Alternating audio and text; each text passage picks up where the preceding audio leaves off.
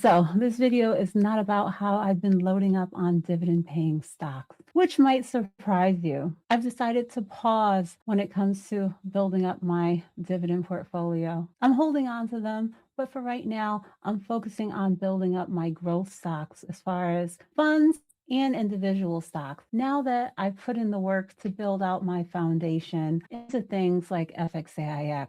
Now, this doesn't mean that dividends don't matter to me. They absolutely do. It's just a matter of the timing, purpose, and role that I want them to play in my portfolio. So today we're going to be taking a look at those dividend focused investments that I'm still holding in my portfolio, like SCHD, Realty Income, Main Street Capital, as well as SPHD. And listen closely when I talk about that one, because looking back, I wish I had chosen something different. So this journey to building my dividend portfolio started from a challenge that I joined in Keenan Grace's Discord, the Passive Income Challenge, which was just a 10-week commitment, but like so many other challenges that I joined, I stuck with it for substantially longer in order to build up my position. I kept going until I had 100 shares of Realty Income and had also put work into building up other positions like Main Street. But for right now, I'm seeing that dividends are a tool. They're for stability as well as steady income. So for now, I'm going to hold what I have,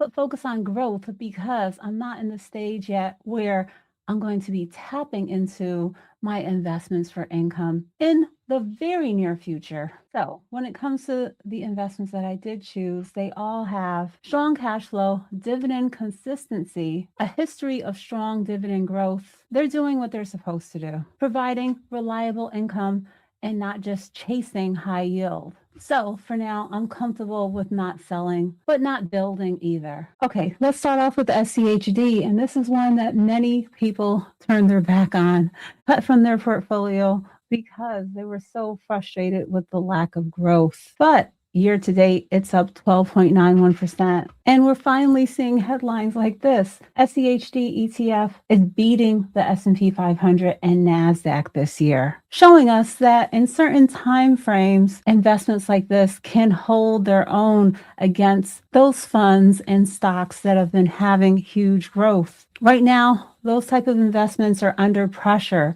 but SCHD has been rising and holding on to their gains. And here's a look at my SCHD position. I'm at 57 shares, up 21%. And this is a fund that holds high quality US companies that consistently pay dividends. They focus on incorporating companies that have a focus on cash flow and sustainability, as well as that steady dividend growth over time. Now on to Realty Income, and this is known as the monthly paying dividend company. It is a REIT, a real estate investment trust, known as one of the most reliable income stocks ever created. But just like SCHD, I've seen a lot of people turn their back on this one because of their frustration concerning the growth. So you have to know what stage of life you're in.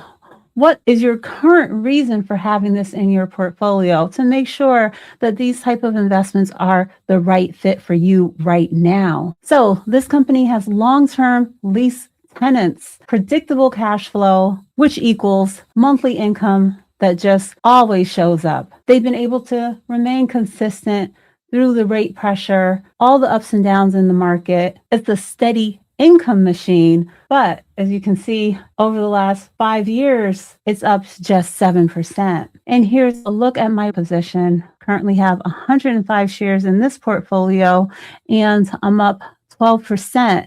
And this is after having this in my portfolio for several years now. So not much growth, but dividends coming in every month, which I reinvested to help me build up my position.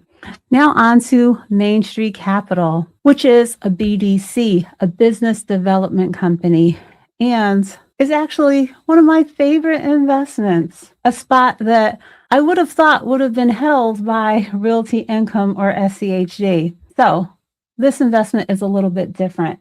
It lends money to private businesses, and it's required to distribute most of its income. What else makes Main Street Capital special? They pay a monthly dividend plus a supplemental quarterly dividend right now. Don't know if that'll last forever, but I've been steadily getting that extra income for holding my shares quarterly. So this is a combination that can create real cash flow. And this is a quality investment. They've never cut their dividend, allowing me to be able to hold this with confidence, even if I don't want to continue to build up my position. And here's a look at what I'm holding when it comes to Main Street Capital.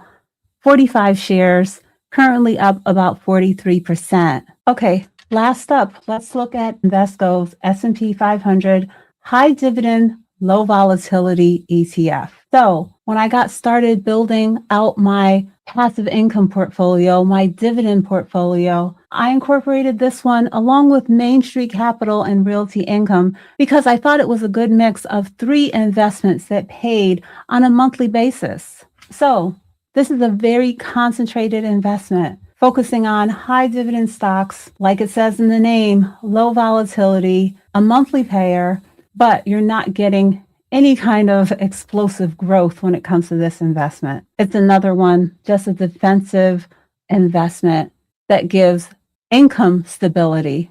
And looking out at the 5-year performance, it's only up about 30% over that time frame. I currently have 40 shares in my portfolio and I'm up about 25%. So when it comes to SPHD, if I could go back in time, I would not have incorporated it into my portfolio. Why is that? There are better long-term holds out there. For example, VYM, Vanguard's high dividend yield index ETF, as well as many others, but I'm going to use this one for comparison. So in looking at these two funds, SPHD has an expense ratio of 0.3, while VYM is at 0.06%. And VYM has a higher performance as compared to SPHD. So in taking a look at factors like this, even though SPHD has a higher dividend yield, your gains are getting eaten away by that higher expense ratio. And another thing when it comes to SPHD, it's very concentrated with just 50 holdings, while an investment like VYM gives you a more diversified mix of over 500. So when it comes to my portfolio now, I am a stickler about checking on those expense ratios and making sure that there is not a similar fund with a lower expense ratio and similar performance or higher performance that you can incorporate. But it's a smaller position across my entire investment portfolio. So I'm going to allow it to remain, but there's no chance on adding more. So, as I said at the beginning, I am not against dividends. Just focus more on growth right now.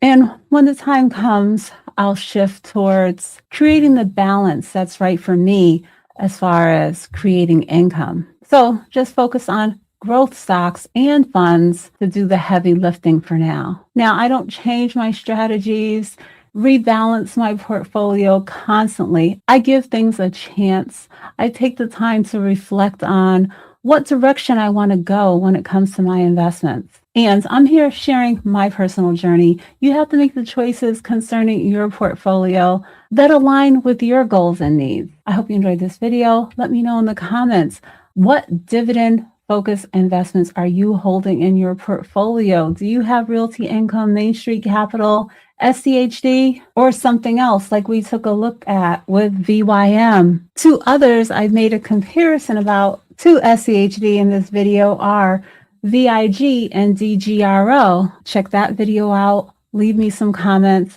Let me know what role and percentage dividend focused investments like these play in your portfolio. Thanks for watching. Okay, bye.